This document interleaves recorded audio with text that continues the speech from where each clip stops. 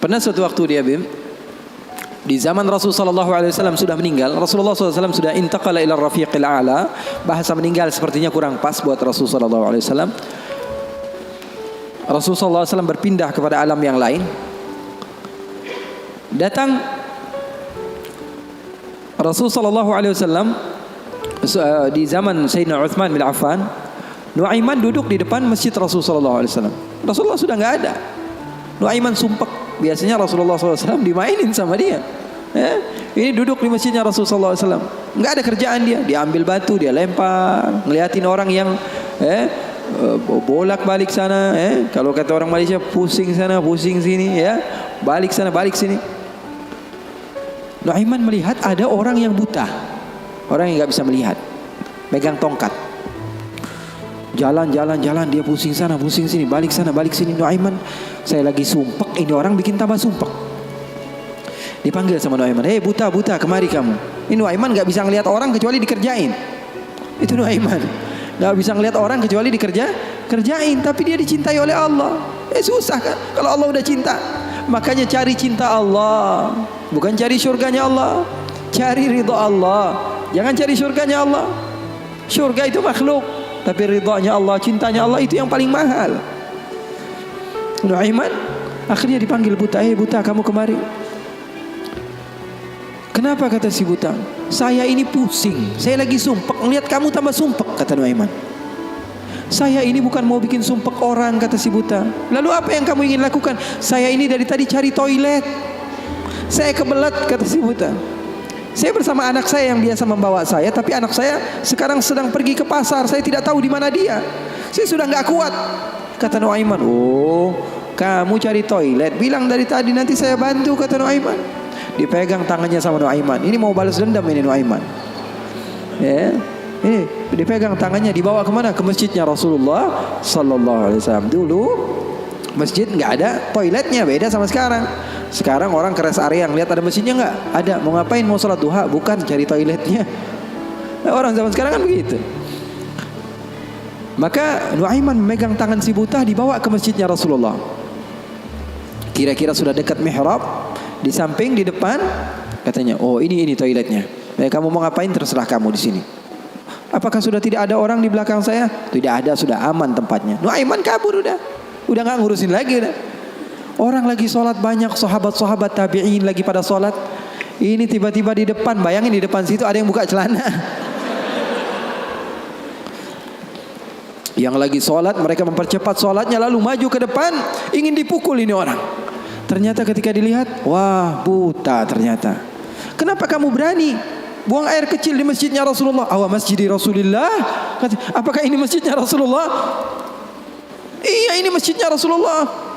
Inna lillahi wa inna ilaihi raji'un. Kata siapa? Si buta ini. Tadi saya cari-cari toilet, tiba-tiba saya berjumpa dengan orang yang sepertinya orang baik. Dari tutur bicaranya adalah orang baik. Dia katakan ini adalah toilet, tempat buang air kecil. Kata sahabat-sahabat, pasti ulahnya Nuaiman. Karena semua sudah tahu, sudah ini kerjaan Nuaiman, gak ada selain dia. Maka siapa-siapa, kata si buta? Nuaiman. Oh, kurang ajar Nuaiman. Saya nadar, saya tidak keluar dari kota Madinah, pulang ke kampung saya sebelum saya pukul Nuaiman dengan tongkat saya. Buta ini sudah begitu marah. Akhirnya dia keluar dari masjid, dia cari-cari. Dia pusing sana, pusing sini, lari sana, lari sini. Dia cari di mana yang namanya Nuaiman. Tanya ke sana, tanya kemari. Tahu nggak Nuaiman? Oh, Nuaiman kalau dicari nggak bakalan ketemu. Tiba-tiba dia sudah capek, ini si buta. Nuaiman datang. Nuaiman tanya, nakar sautu. Dia rubah suaranya. Buta, lagi ngapain sendirian di sini? Dia bilang, saya lagi sumpek ini. Sumpek kenapa? Saya ditipu sama orang. Siapa namanya? Nuaiman. Terus kamu mau ngapain sekarang? Saya mau balas dendam. Oh, sini saya antar kamu kepada Nuaiman. Padahal yang ngomong siapa? Nuaiman. Ini bukan cerita-cerita saya yang bikin loh, bukan. Ada riwayatnya. Maka Nuaiman memegang tangan si buta, dibawa lagi kemana? Dia bohongi, dia tipu. Dia ajak keliling-keliling dulu, seakan-akan tempatnya sudah jauh. Selepas itu dia bawa ke masjidnya lagi. Dibawa lagi ke masjidnya Rasulullah SAW. didekatkan kepada mihrab. Ketika itu Khalifatul Rasulullah Sayyiduna Uthman bin Affan Amirul Mukminin sedang salat. Sayyidina Uthman, jangan kalian tanya khusyuknya di dalam salat. Bahkan beliau terbunuh ketika sedang membaca Al-Quran, zikir kepada Allah Subhanahu Wa Taala. Dibawa oleh Nuaiman si buta dengan tongkatnya, disuruh pegang-pegang di mihrab. Ada orang nggak? Ada. Itu tuh Nuaiman itu, dia pura-pura soleh, itu dia habis nipu kamu, dia pura-pura sholat katanya. Oh ini Nuaiman. Iya. Akhirnya Nuaiman pergi. Nuaimannya pergi. Buta ambil apa? Tongkatnya, dia pukul Sayyidina Uthman bin Affan. Sekencang-kencangnya dari belakang orang-orang, para sahabat, para tabi'in, mereka teriak, "Qutila Amirul Mukminin." Ada musuh yang mau bunuh Amirul Mukminin. Semua menyerbu. Ternyata dia lagi. Baru sekitar setengah jam yang lalu dia buang air kecil di sini. Sekarang sudah pukul Sayyidina Uthman bin Affan. Akhirnya semua orang bingung. Dia bilang, "Kenapa kamu pukul Amirul Mukminin?" Katanya gemeter dia. "Saya pukul tadi barusan Amirul Mukminin. Saya ditipu sama orang. Orang bilang itu adalah Nuaiman." Katanya, kata si buta, "Demi Allah, semenjak sekarang saya tidak akan pernah percaya lagi sama manusia." Jadi hal-hal yang seperti itu ada. Bahkan di zaman Rasulullah sallallahu alaihi wasallam diriwayatkan beberapa ashabus sunan, mereka meriwayatkan Nuaiman ini pernah di zaman Rasul loh, di zaman Rasul. Terusin be. Penyemangat Habib Muhammad. Tapi dia curang. Di tempat saya cuma berbicara 10 menit aja. Kalau ceramah di tempat saya hanya 10 menit. Saya sudah setengah jam lebih nih. Hampir sejam. Double ini Beb.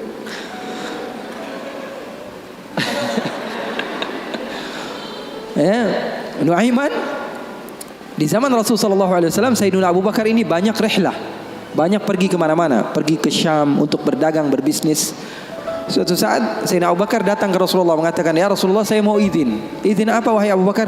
"Saya mau ajak Nuaiman ini ikut saya berbisnis ke negeri Syam, ke luar negeri ini, bikin paspor Nuaiman. Keren, ke daerah lain, ke Syam."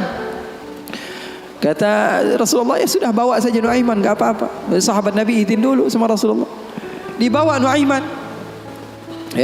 Dibawa Nuaiman bersama beberapa orang yang ikut. Biasa Sayyidina Abu Bakar kalau berbisnis berdagang ke negeri Syam, dia bawa rombongan yang banyak. Di antaranya tadi Nuaiman. Nuaiman dibawa. Sesampainya di negeri Syam, semua dibagi tugasnya oleh Sayyidina Abu Bakar. Kamu berdagang, kamu membeli, fulan bin fulan, semuanya mendapat apa? Tugas dari Sayyidina Abu Bakar. Ada seseorang di antara sahabat Sayyidina Abu Bakar, namanya Huwaitib. Namanya siapa? Huwaitib. Ini orangnya polos. Orangnya polos banget. Kata Sayyidina Abu Bakar, "Kamu seperti biasa wahai Huwaitib. Apa kerjaan kamu?" "Pekerjaan kamu jaga makanan. Kalau saya minta makan, kamu kasih. Kalau saya belum datang, maka jangan beri makanan." Nuaiman tanya, "Saya kerjaannya apa wahai Abu Bakar?" "Kamu mau ngapain terserah kamu wahai Nuaiman. Yang penting kamu hadir bersama-sama." Rasulullah SAW dan sahabatnya itu manhaj mereka, nggak melulu serius aja. Kalau kalian dapatkan guru-guru kalian mengajak sedikit bercanda kepada kalian atau berlaku asik kepada kalian, itu manhaj Rasulullah SAW di dalam menggapai hati seseorang sehingga dia mau untuk mendekati agama Islam. Ini enggak, dikit-dikit matanya melotot, melihat ke kanan bilang sesat, melihat ke kiri dibilang sesat, ini orang salah, ini orang enggak betul, ini orang enggak baik. Enggak, Rasulullah enggak begitu. Rasulullah SAW penuh dengan kebijakan. Enggak juga Rasulullah SAW ngegampangin. Wah ini boleh, yang ini boleh, yang ini boleh, semuanya boleh. Enggak juga, ada batas-batasannya. Makanya kalian beruntung di dalam satu manhaj, la ifrat wa la tafrid. Enggak berlebih-lebihan, enggak kekurang-kurangan. Maka Nuaiman bertanya kepada Sayyidina Abu Bakar, "Kerjaan saya apa?" "Pekerjaan kamu terserah, mau ngapain aja." Sayyidina Abu Bakar pergi berbisnis. Nuaiman enggak ada kerjaan, akhirnya lapar. Dia datang kepada Huwaitib, mengatakan kepada dia, "Tib, saya sudah lapar nih. Saya pengen makan nih. Berikan kepada saya makanan." Kata Huwaitib, dia mengatakan, Wahai Nuaiman, Sekarang belum waktunya makan, kita tunggu Abu Bakar sekitar sejam 2 jam lagi dia datang, baru saya akan berikan makan. Ini kan amanat dari Sayyidina Abu Bakar, sahabat Nabi. Ini orangnya polos banget ini, sahabatnya Sayyidina Abu Bakar. Akhirnya Nuaiman bilang, saya sudah lapar, saya nggak bakalan kuat nunggu Abu Bakar. Ini orangnya aneh, yang ini orangnya polos. Yang satu bilang, wah enggak, saya takut dibilang enggak amanah. Oh, kamu berani melawan saya, kata Nuaiman. Lalu melunak ini Huwaitib, dia bilang, tolonglah Nuaiman, jangan jahat sama saya. Kalau Rasulullah saja bisa kamu kerjain, apalagi saya. Tolonglah katanya, jangan macam-macam. Kata Nuaiman, kamu berikan makanan, kalau tidak saya bikin masalah sama kamu. Ngancam Nuaiman. Akhirnya dia mengatakan, waduh gimana ini? Ini amanat dari Abu Bakar. Ya sudah, terserah kamu. Yang terpenting saya tidak akan berikan makanan sehingga Abu Bakar datang. Kamu mau ngapain terserah kamu. Akhirnya Nuaiman bilang, wah nantang saya, kata Nuaiman. Apa yang dilakukan Nuaiman? Nuaiman pergi ke pasar. Dia cari tempat penjualan hamba sahaya. Dia lihat, wah ini hamba sahaya jual. Berapa harganya? 300 dirham. Yang ini berapa? 300 dirham. Yang ini berapa? 300 dirham. Wah, dia bilang, mahal-mahal ya hamba sahaya di sini, kata. Loh, memangnya kenapa? Saya punya hamba sahaya, saya mau jual 100 dirham saja, kata. Apa kata Nuaiman? Saya punya hamba sahaya, saya mau jual 100 dirham saja. Wah, murah sekali hamba sahaya kamu. Iya, cuma dia punya kekurangan.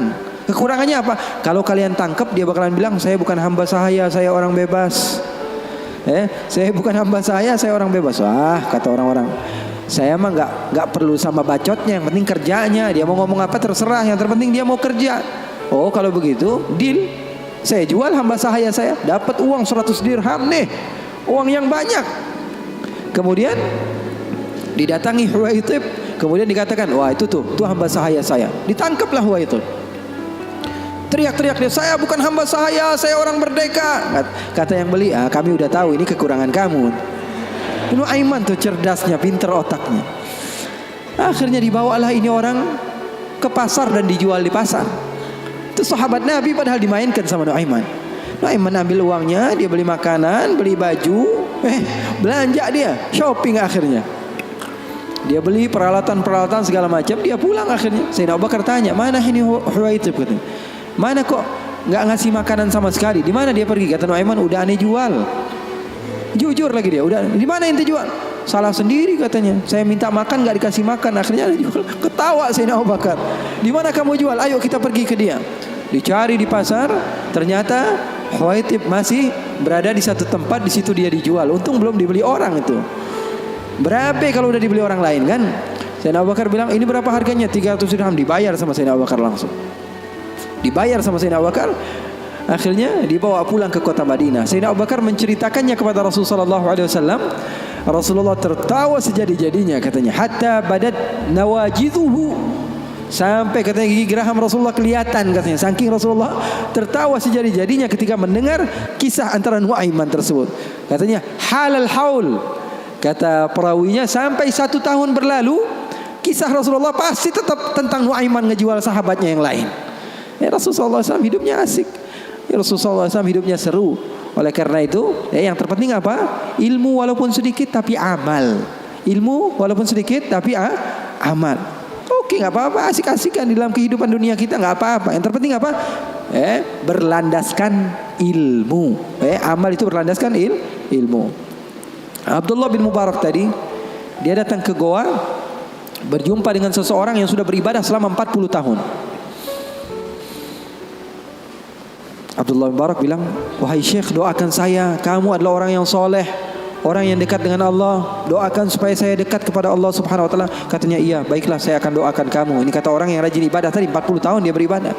Didoakan oleh dia. Kemudian Abdullah bin Mubarak, ringkas cerita, izin pulang. Ketika pulang, Abdullah bin Mubarak melihat keanehan. Ini kok hamba Allah dia pakai gelang. Bukan pakai gelang, pakai kalung.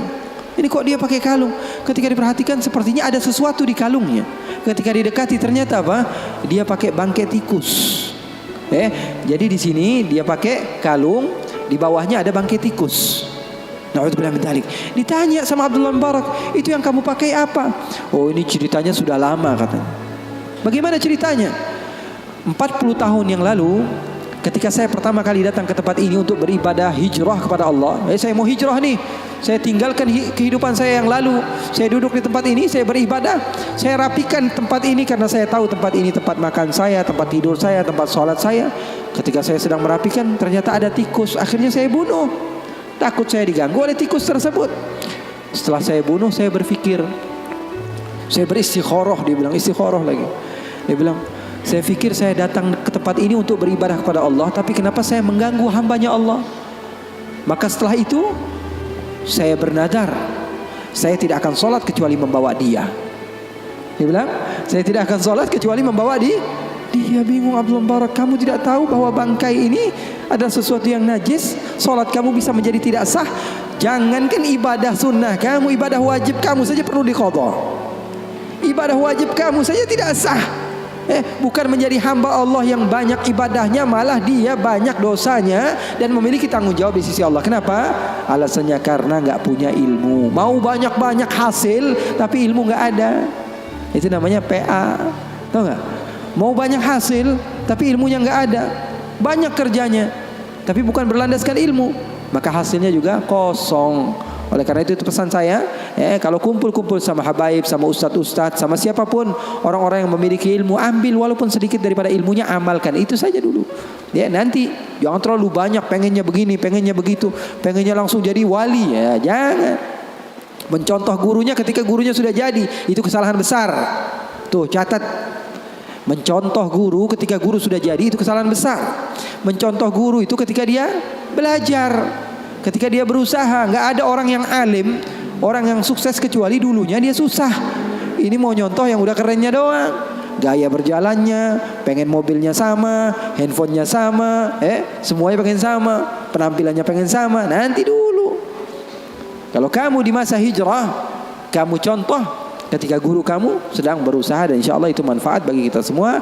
Waktu kita masih ada beberapa menit, insya Allah untuk doa, untuk Habib Muhammad doa.